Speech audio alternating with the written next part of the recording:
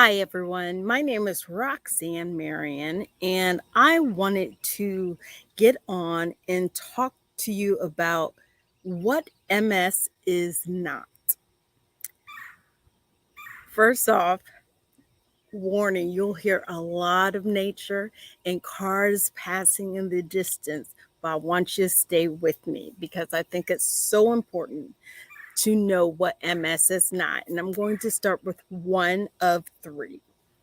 MS is not a death sentence. I think when we watch the media, if we see celebrities diagnosed with multiple sclerosis, or if we hear about a friend diagnosed with multiple sclerosis, I see a lot of people having tears.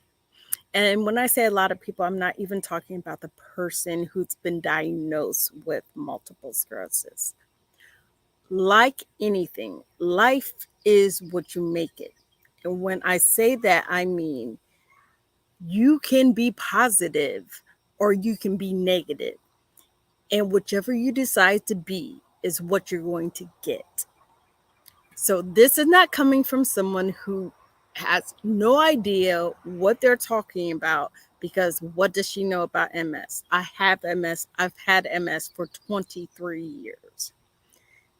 And again, life is what you make it.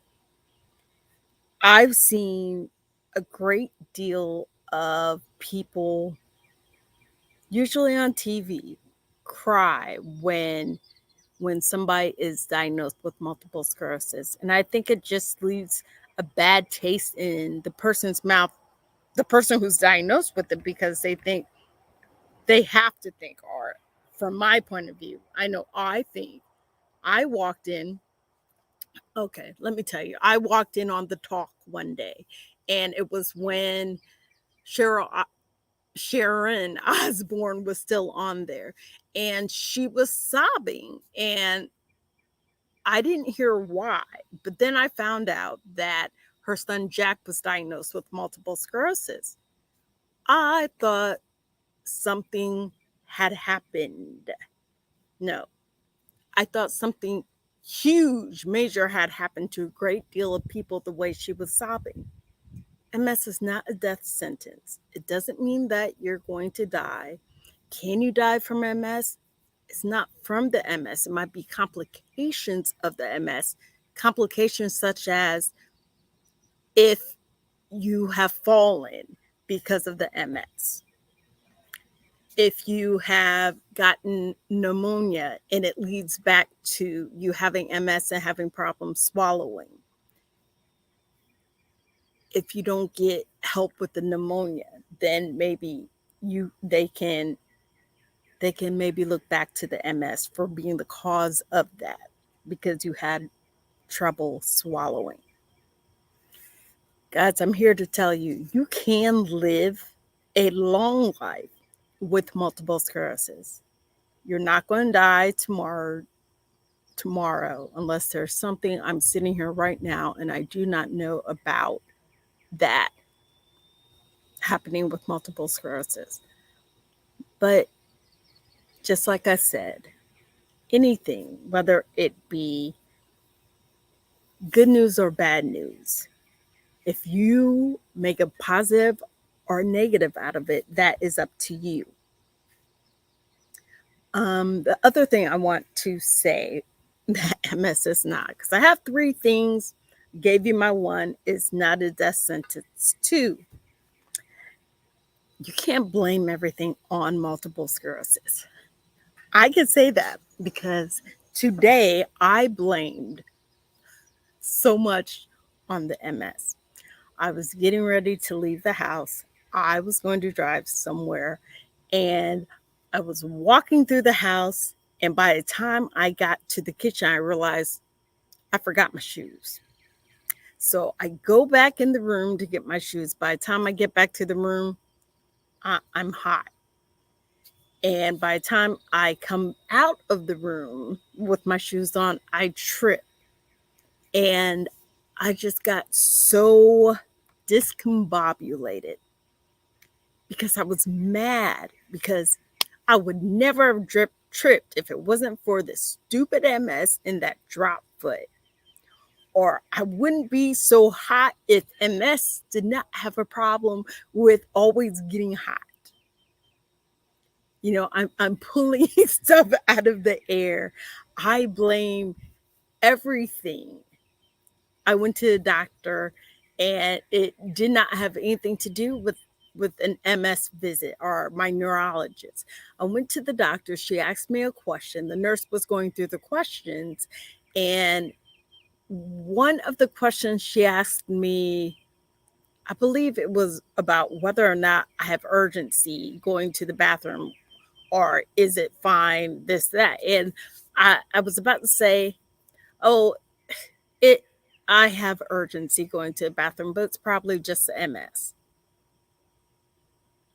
And I think this is when I actually came up with wanting to do a live saying that it's not always the MS, or MS is not, because I blame everything. Tripping, yeah, because of the drop foot. But could I have slowed down? I could have. I was rushing. I I went back to my room to get the shoes. I was rushing coming out. Frequent urination or the urgency in it? Uh, it could be the MS. I blame everything on it, but I was at the doctor. Why not let her check to see if it's, I think she said she was going to see whether or not it has something to do with the UTI. That didn't even cross my mind. Why? Got it, because it's always MS, right?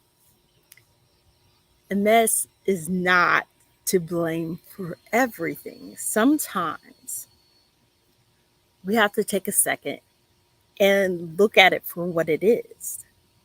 It's easy to blame me still, or me back home living with my parents. It's easy for me to blame the MS. MS has just taken everything away from me.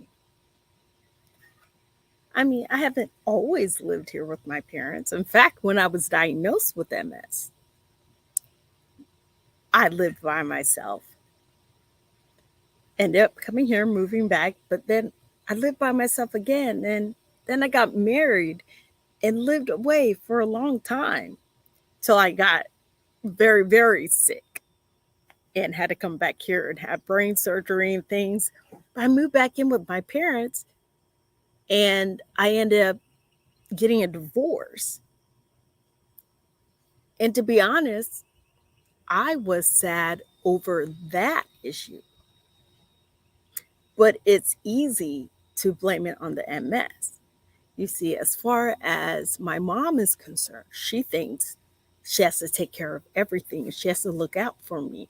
And when I stumble or fall in this house, her mind goes straight to, she can't live by herself because I don't want her to get hurt. Uh, but can someone with MS live by themselves?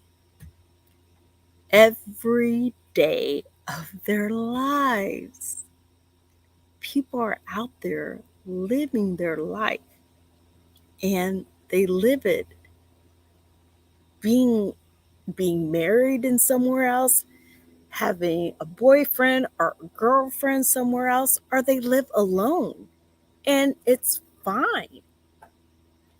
I can't blame it all on the MS. I ended up here because I got divorced and I ended up really depressed. And I stayed in that state of depression for 5 years. And to be totally honest, I just didn't care. But what I've learned looking back on it is it was easy to blame the MS. And yes, I've had some falls, but it's time to get up. Every fall that I can blame on MS because of my drop foot, I have always gotten up. It's time to get up from a state of depression I was in and go out and get my life back. I can live by myself. I can take care of myself, even on SSDI. But just live, get a job, start a business, publish my books. Any of those things I can do, and you can too. We can't always blame it on MS. So that is number two. I said MS is not the death of things. MS is not to blame, and MS does not end all things. When I was diagnosed with multiple sclerosis, it was, like I said, 23 years ago. And 9 years in, I got married. When I got married, I married a man who knew about the multiple sclerosis. And even though we ended up getting a divorce, MS wasn't really what ended that. And MS did not end, as I said earlier, me being able to live by myself, but it doesn't have to be the end of your dating life. It's not the end of your work life. It's not the end of of dreams. It doesn't have to end your dreams. Remember, you are the one who decides. You're the one who decides. You're the one who has the ability to move things forward. Nothing when we're children, there's nothing that can stop us. Let me state that again. When we are, say, I'm going to go to my niece. I know she was 10 months. Yeah, she was 10 months when she started walking. Nothing stopped her. When she fell, it was not the end of her ability to walk, because she just kept on getting up and kept trying. So she walked. It wasn't the end of it. In fact, she walked for a while, holding on to things, then walked, and then she would try to run, and then had the audacity at 1.5, 2. She wanted to do not cartwheels, but somersaults. She would put her head on the ground and want to push herself forward. Everything has a progression. MS, yes, is a disease that progresses, but it does not have to be the end of your dreams. You decide. You decide when things are going to stop or things are going to go. But anyone who loves you is going to cheer you on and want to keep you lifted up. And they're going to want you to keep going. That might be the sadness in people's eyes at times about you having an illness, because they look at it and they might think, oh, hi, Barbara. They look at it and they might think it's a debilitating disease. I hate that things aren't going to go her way anymore. MS is not a death sentence. MS is not the end of things. And you cannot blame all things on MS.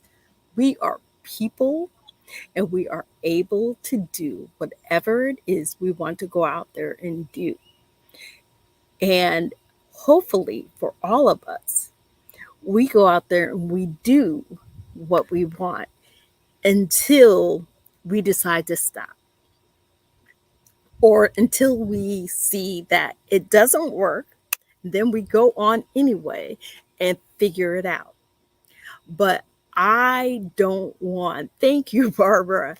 I'm glad you totally agree, because don't don't you hate when people assume that that MS is like the end of the world for us? We're still people. We can do anything everybody else can do. And if we can't do it the same way they can do it, we'll find a better way to do it. That's all I'm trying to tell people is that there are lots of things MS is not. Remember, it is not a death sentence.